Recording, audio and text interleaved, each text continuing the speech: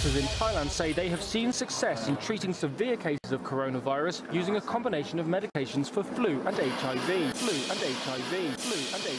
Troubling information that indicates coronavirus may be a bioengineered weapon that is spiked with the HIV virus. Dr. Charles Lieber, chair of Harvard University's Chemistry and Chemical Biology Department, secretly became a strategic scientist at Wuhan University of Technology in China. In addition to the arrest of Dr. Lieber, 2 Chinese nationals were also charged, acting as agents of a foreign government. One of the men was charged with attempting to smuggle 21 vials of biological research hidden in a sock to China. No country poses a greater or more severe and long-term threat to our national security and economic prosperity than China.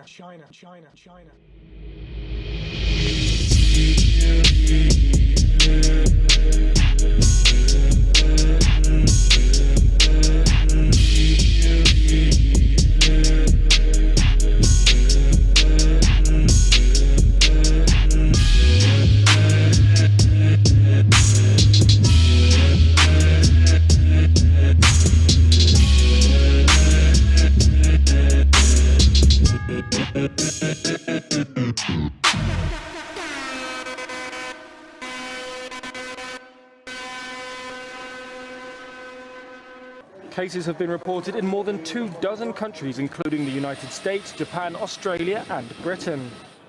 Meanwhile, doctors in Thailand say they have seen success in treating severe cases of coronavirus using a combination of medications for flu and HIV.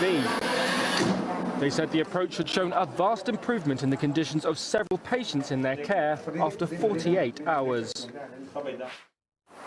Where did coronavirus originate? For weeks, Chinese officials and Western news media outlets said it came from a meat market in Wuhan, and that bats and snakes are the most likely culprits as the original carriers.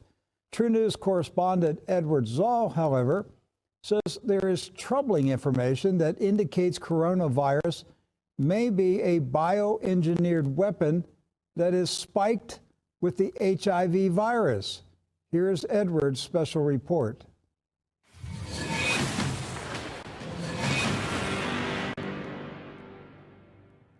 Arrests and expulsions of Chinese scientists, failed attempts at smuggling away deadly germs, and a job posting by a bioweapons lab in Wuhan looking for someone to weaponize coronavirus.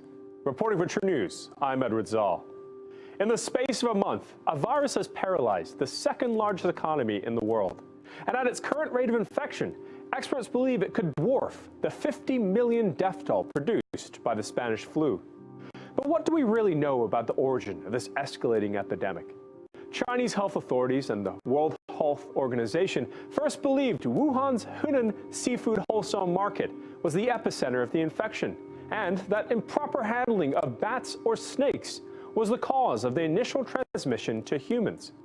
This premise has since been challenged by a large group of Chinese researchers in the Lancet Medical Journal and Georgetown University infectious disease specialist Daniel Lucy, who believes the virus came into the marketplace before it came out. But what brought this angel of death to the market? Last week, Great Game India, a quarterly magazine on international affairs, offered a possible explanation with a shocking report titled Coronavirus Bioweapon: How China Stole Coronavirus from Canada and Weaponized It. The report details an investigation which centers on the internationally renowned scientist Dr. Django Chu, who until recently served as the head of the Vaccine Development and Antiviral Therapy section in the Special Pathogens Program at the Canadian National Microbiology Laboratory. This lab serves as Canada's only Level 4 facility for handling of the world's deadliest diseases, including Ebola, SARS, and coronavirus. This same lab, specifically the department under Dr. Django, was placed under investigation last year after a mysterious buffet of bioweaponized viruses were shipped to China under the auspices of supporting public health research worldwide. Condemnation was broad, with some scientists, such as Danny Shaham, a biological and chemical warfare expert at Israel's Bar-Ilan University, calling the delivery highly suspicious and labeling China's intentions as less humanitarian and more in the realm of biological warfare. James Giordano, a neurology professor at Georgetown University and senior fellow in biowarfare at the U.S. Special Operations Command, said that China's goal was not war, but leverage. Leverage to act as a global savior with the only magic antidote when one of their fungus Frankensteins get loose to ravage the village. But to accomplish this shadowy feat, China would need men on the inside, and in this case, Great Game India believes Dr. Zhengguo Chu and her husband, Dr. Keding Cheng, a fellow colleague at Canada's Vault of Viruses, served Beijing well, and over the course of her decade-long career, successfully infiltrated a culture of Chinese agents as students from scientific facilities directly tied to China's biological welfare program, strengthening the case that Dr. Zhengguo led a team of biospies for Beijing and that her work on the coronavirus may be tied to the current outbreak. Dr. Zhengguo made at least 5 separate trips between 2017 and 2018 to Wuhan National Biosafety Laboratory, housed at the Chinese military's own Level 4 killer germ testing facility, located only 20 miles away from the Hunan seafood market, the alleged epicenter for the coronavirus pandemic. Dr. Zhengguo and her team were evicted from Canada's top virus incubator in July of last year, but the extent of her work and damage are still secret. As for the bioweapons lab she visited extensively in Wuhan, they're hiring, at least according to a peculiar job posting placed on November 18, 2019, which sought to hire 1 or 2 postdoctorate fellows to use bats to research the molecular mechanisms that allow Ebola and SARS-associated coronavirus to lie dormant for a long time without causing diseases. Again, the outbreak in Wuhan was not announced to the world until mid-December. This help-wanted ad for the viral vacation venue of suspected Chinese biospy Dr. Zhengguo was looking for relatively inexperienced individuals to research the potentially weaponize the super coronavirus. This work was to be done under the direct supervision of another famous Chinese virology and immunology expert, Dr. Peng Zhao, a researcher at the Wuhan Institute of Virology and leader of the Bat Virus Infection and Immunization Group. Dr. Peng, in his own words, has rushed forward with a sword in his research in the immune mechanism of bats carrying and transmitting nightmarish viruses such as Ebola, SARS, and coronavirus. In 2016, Dr. Peng is quoted as saying, "In the long run, bats carry the virus without getting sick. It is hoped that humans can learn how to fight the virus." But this is still far from industrialization. The industrialization Dr. Peng was pursuing includes genetically engineering the coronavirus to test the limits of immunity for animals and now humans. Now, if these were the only incidents of bioespionage amid the outbreak, connecting directly back to the city at the center of the crisis, that'd be enough for concern. But just this past week, a Harvard professor was charged and arrested for concealing a pay-to-recruit scheme on behalf of the Chinese government. Dr. Charles Lieber, chair of Harvard University's Chemistry and Chemical Biology Department and recipient of more than $15 million in funding from National Institute of Health and the Department of Defense, secretly became a strategic scientist at Wuhan University of Technology in China. This is in 2011, and between 2012 and 2017 was a contractual participant in China's 1,000 Talents Plan, designed to attract, recruit, and cultivate high-level scientific talent to further China's scientific development and national security. This includes financial bounties for stealing proprietary information. Under the terms of Dr. Lieber's 3-year contract with Wuhan University of Technology, he was paid $50,000 per month, living expenses of up to $158,000 US, and awarded more than $1.5 million to establish a research lab at the Wuhan University. In return, Dr. Lieber agreed to work for Wuhan University of Technology for a minimum of 9 months a year by declaring international cooperation projects, cultivating young teachers and PhD students, organizing international conference, applying for patents and publishing articles, in the name of Wuhan University. In addition to the arrest of Dr. Lieber, 2 Chinese nationals were also charged, one in absentia, of acting as agents of a foreign government. One of the men, Zheizong Zheng, was arrested on December 10th of last year at Boston's Logan International Airport and was charged with attempting to smuggle 21 vials of biological research hidden in a sock to China. The material was reportedly taken from Beth Israel Deaconess Medical Center in Boston. Mr. Zheng has since been indicted. In response to the arrests, the Department of Justice held a press conference, which quickly evolved into a mirror of the Trump administration's posturing for a new Cold War with China. No country poses a greater or more severe and long-term threat to our national security and economic prosperity than China. China's communist government's goal, simply put, is to replace the United States as the world's leading superpower, and they're breaking the law to get there. Special Agent Bonavolonta perfectly channeled U.S. Secretary of State Mike Pompeo's vision of a new liberal world order that sees China as the new Russia, an Eastern devil that is the central threat of our times. But while the Trump administration has been preparing feverishly for this future war with China, pandemic preparedness has been placed on the back burner. In 2018, then National Security Advisor John Bolton gutted the Global Health Security Team, a committee specifically geared to respond to viral outbreaks. The former head of this crack squad of epidemic experts, Rear Admiral Timothy Zimmer, quit shortly after that and was not replaced, placing all the power of that position solely under John Bolton and his successors. An administration official at the time was quoted by the Washington Post as saying, "In a world of limited resources, you have to pick and choose. We lost a little bit of the leadership, but the expertise remains."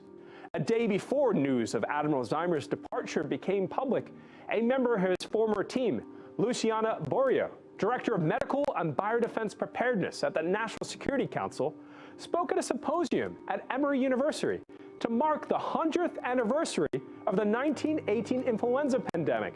This is what she said. "The threat of the pandemic flu is the #1 health security concern.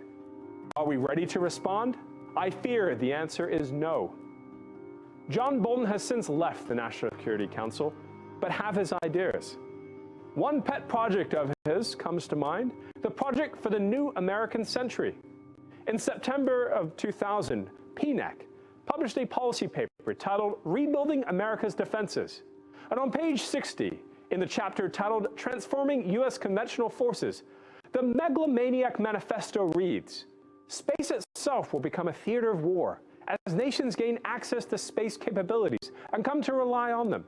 Further, the distinction between military and commercial space systems, combatants and non-combatants, will become blurred.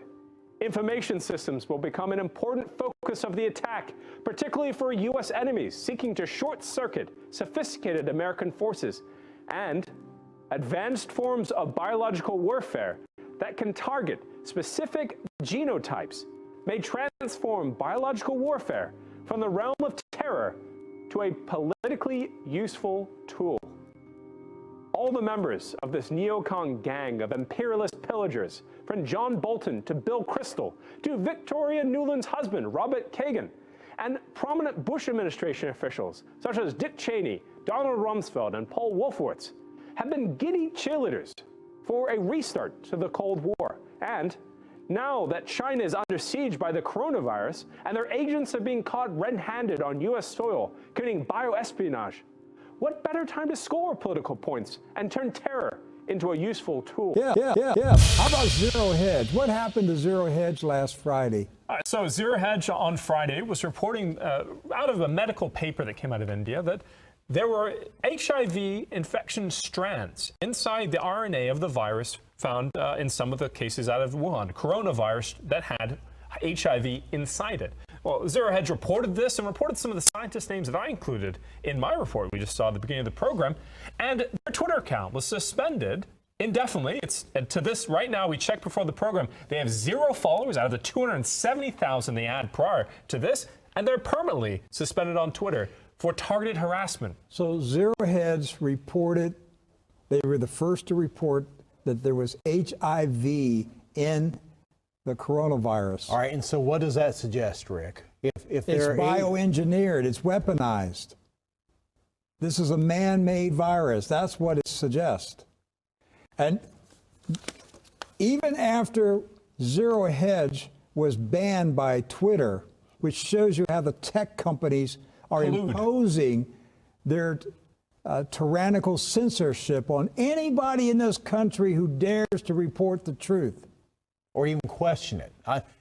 They're just questioning the truth about it. Yes. But that happened on Friday, and yet over the weekend, the South China Morning Post reported that doctors in Thailand are successfully treating coronavirus victims with a cocktail of medicines that include HIV drugs. Yes, and we reported that in the Reuters package as well here at the beginning of the program today. Why would you be treating a flu with HIV medicine? That's the question here, is if it's not engineered, man-made engineered in this case, and we documented it again, a lot of work has been done, not just by China, but also any nation in the world involved in a bioweapons program. They have been working with coronavirus. They saw an opportunity, actually, many of the nations, when it first broke out in 2012. But why would it have HIV strands in it if it wasn't altered by a human? And why is Zero Hedge punished for reporting what the South China Morning Post is reporting? Right, that's the real question, Rick. 600,000 followers on Zero Hedge. Today we check, there's 0 followers. There's 0 tweets. They've been digitally assassinated. They've been taken completely down. Now And you who can did have it? you can have pornography. Who carried out the hit? Who carried out the hit on Zero Hedge? The same traffickers in the Steele dossier, BuzzFeed. Yes. BuzzFeed. Yes. BuzzFeed filed a complaint with Twitter against another news organization. Right, except they're not newsy enough for BuzzFeed. So I guess. BuzzFeed acted as a digital assassin. Yes. Which is what Right Wing Watch is, a digital assassin. It's all of these organizations that if they don't like another news organization, we're going to launch a digital assassination campaign on them. So it's one of the best websites on the internet, was permanently banned by Twitter on Friday for one reason. They reported on HIV and the coronavirus. And there's also a lot of reporters like us on the